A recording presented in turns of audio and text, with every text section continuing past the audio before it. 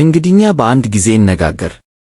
አብዛኞቹ ሰዎች ድሆች እንደሆኑ ያስባሉ ምክንያቱም በቂ ገንዘብ አያገኙም ብለው። ግን ያ እውነት አይደለም። እውነተኛው ምክንያት አብዛኛዎቹ ሰዎች ድሆች የሚቀሩት ለገንዘባቸው ስርዓት ስለሌላቸው ነው። አስቡት። ደመወዝ ታገኛላችሁ። በኋላ በክፍያዎች፣ በምግብ፣ በሌሎች ነገሮች ትጠፋላችሁ። ከዚያም የቀረውን ለመቆጠብ ትሞክራላችሁ። ግን ምንም አይቀርም። እና ይህን ዑደት በየወሩ ትደግማላችሁ። ይህ ነው ወጥመድ። አሁን ሕይወታችሁን ሊቀይር የሚችል አስተሳሰብን ነው። ከመውጣት በኋላ የሚቀረውን አትቆጥቡ። መጀመሪያ ቆጥቡ፣ ከዚያ የቀረውን ያጠፉ። ይህ አንድ ሐሳብ ሰዎች ሀብት እንዲገነቡ ያስጀምራል። ምክንያቱም ሀብታሞች መቆጠብን እንደ አማራጭ አያዩትም፣ እንደ ግዴታ ክፍያ ያዩታል። ስለዚህ ገንዘብ በመጣ ጊዜ ራሳቸውን በመጀመሪያ ይክፈላሉ። ምናልባት እንዲህ ትላላችሁ፣ እኔ ለመቆጠብ በቂ አልነበረኝም። ግን ያ ትክክለኛ ምክንያት ነው መጀመር ያለባችሁ፣ እንኳን ትንሽ ቢሆንም። ምክንያቱም መቆጠብ ስለ መጠን አይደለም፣ ስለ ልምድ መገንባት ነው። እነሆ ዛሬ ሊጀምሩት የሚችሉት ቀላል ሥርዓት። ይህ 50-30-20 ደንብ ይባላል። 50 በመቶ ገቢው ለአስፈላጊ ነገሮች ይሄዳል፣ እንደ ኪራይ፣ ምግብ ክፍያዎች።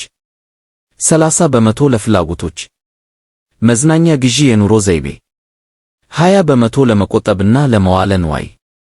ነገር ግን ፈጣን ልማት ከፈለጋችሁ ይህን መቆጠብ መጠን ያሳድጉ።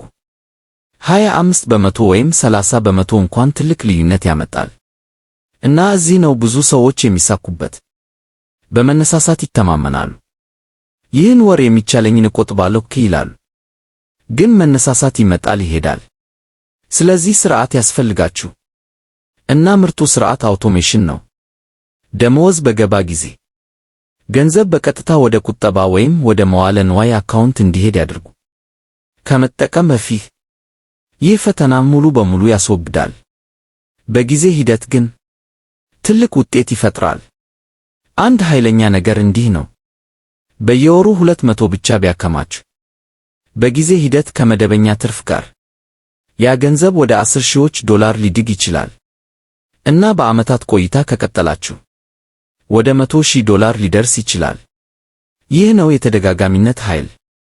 አይደለም ዕድል፣ አይደለም ጊዜን መጠበቅ።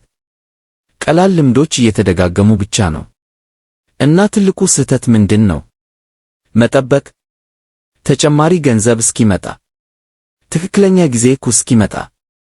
ምክንያቱም እውነቱ ለመጀመር ምርጥ ጊዜ ከዚህ በፊት ነበር።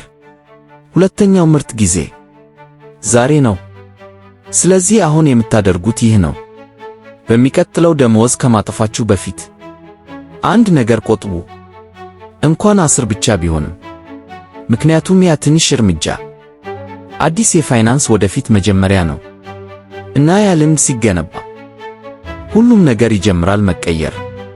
አስተሳሰባችሁ፣ እምነታችሁ፣ ውጤታችሁ። ስለዚህ አትጠብቁ፣ ዛሬ ጀምሩ።